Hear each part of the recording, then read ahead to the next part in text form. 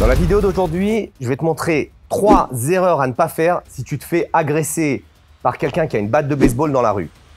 Avant de parler de la vidéo d'aujourd'hui, je t'invite à rejoindre ma liste privée, les secrets du Krav Maga, où chaque semaine, tu recevras sur ta boîte mail des conseils et des astuces pour apprendre à te défendre et protéger ceux que tu aimes.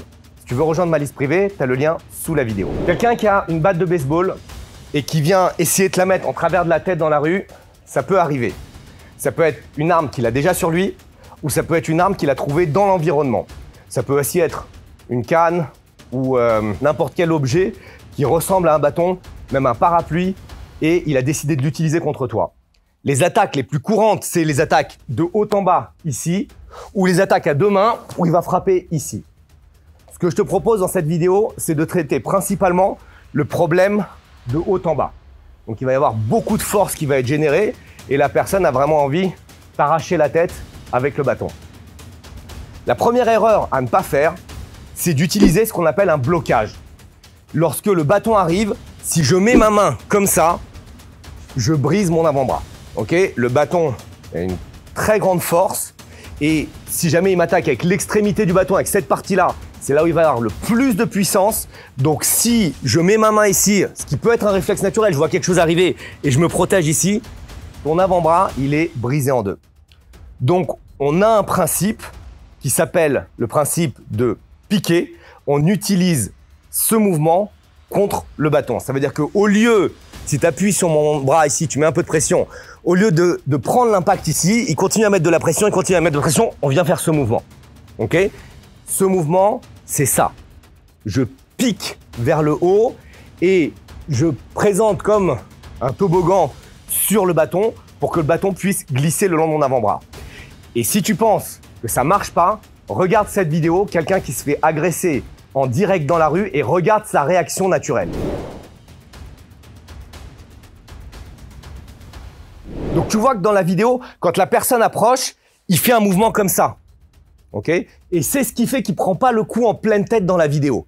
D'accord? Donc nous, on prend ce mouvement naturel et on le transforme un petit peu. Ne bouge pas. La main, les mains montent, je plie les mains et je plante la main haut vers le plafond pour donner la partie musculaire et pas donner la partie osseuse pour pas péter le coude ni péter l'avant-bras et faire glisser le bâton le long de mon bras. Donc ça, c'est ce qui fait que je vais pas prendre le coup. En plus de ça, tu vois que ma tête est protégée. Je suis pas ici, ma tête est protégée, le biceps est au-dessus de mon oreille. Comme ça, je protège la partie la plus sensible de mon corps, ma tête. Dans la vidéo que je t'ai montrée, on le voit pas, mais c'est bien de mettre une contre-attaque en simultané au même moment. C'est-à-dire que quand il m'attaque, bam, je frappe ici. Attends une seconde, j'ai quelque chose d'exceptionnel à t'annoncer. J'ouvre les portes de la prochaine formation instructeur. Si tu as envie d'enseigner le Krav Maga, si tu as envie de transmettre la self-défense, si tu as envie d'aider les autres à apprendre à se défendre et à avoir confiance en eux face à une agression, tu peux accéder à la formation instructeur. Mais ce n'est pas réservé à tout le monde. Pour pouvoir rentrer dans la formation instructeur, il faut premièrement habiter en France. Je m'occupe uniquement du développement de Krav Maga Global France. Deuxièmement, il faut avoir plus de 21 ans. Troisièmement, il faut s'entraîner depuis plus de 4 ans, avec une préférence pour le Krav Maga et pour les autres arts martiaux à percussion, comme la boxe ou le karaté. Si jamais tu es éligible, tu as envie de déposer ta candidature et tu as envie de te lancer dans l'aventure de l'instruction du Krav Maga, tu trouveras un lien sous la vidéo. En même temps, j'ai une main qui défend, une main qui contre-attaque. Et je vais défendre où? Je vais frapper vers les zones sensibles, vers la gorge, vers le visage, vers les yeux, vers ce que tu veux en même temps. Dès qu'il m'attaque, boum, je frappe en même temps, j'attrape après et je peux continuer à frapper et continuer à frapper. Donc retiens, première erreur, ne pas utiliser un blocage, mais utiliser plutôt un principe de piquer. Deuxième erreur à ne pas faire face à un bâton, rester à distance. Si jamais je reste là, c'est là où il y a le plus de puissance et c'est là où ça va faire le plus mal. Donc si je reste ici et qu'il essaie d'attaquer, ou même après il essaie d'attaquer ici, ou il essaie d'attaquer les jambes, à un moment donné, il va me toucher et ça va pas être bon. Le bâton, il a besoin de distance pour créer des dégâts. Donc même si on oublie le mouvement que je t'ai montré tout à l'heure, et qu'il m'attaque, et que je fais juste ça, ça peut suffire. Parce que à cette distance-là, avec le bâton, il ne peut plus faire grand-chose. Ok, si je suis ici, je peux taper, je peux taper, je peux taper. Mais lui, il va être beaucoup moins efficace si jamais je suis à distance courte que à distance longue. Donc rappelle-toi, je vois un bâton. Bon, d'abord, si tu peux te barrer, barre-toi. Ça, c'est très très bien. Mais si tu n'as pas d'autre choix que de combattre, essaye de te rapprocher. Erreur numéro 1, utiliser un blocage. Erreur numéro 2, rester à distance. Erreur numéro 3 que je vois souvent, quand il attaque, je défends, super, je contre-attaque, super, je contre-attaque, j'arrive à désarmer et après je vois les gens faire ça. Bam, bam, bam, et prendre la distance. Je peux considérer que c'est injuste, que les lois de ce pays, elles ne te conviennent pas, on s'en fout, c'est les lois. Mais à partir du moment où tu as le bâton, que tu as désarmé la personne et que tu es en train de le frapper, c'est toi qui deviens l'agresseur et tu n'es plus dans le cadre de la légitime défense.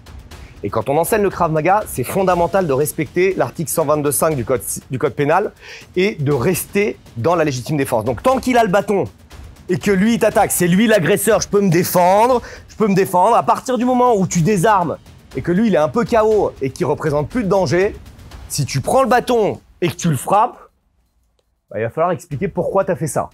S'il y a des caméras de vidéosurveillance, s'il y a des gens qui prennent leur téléphone et qui commencent à filmer et qu'on te filme avec le bâton en train de frapper quelqu'un, il faudra avoir une bonne raison pour avoir fait ça. Donc fais attention à ça.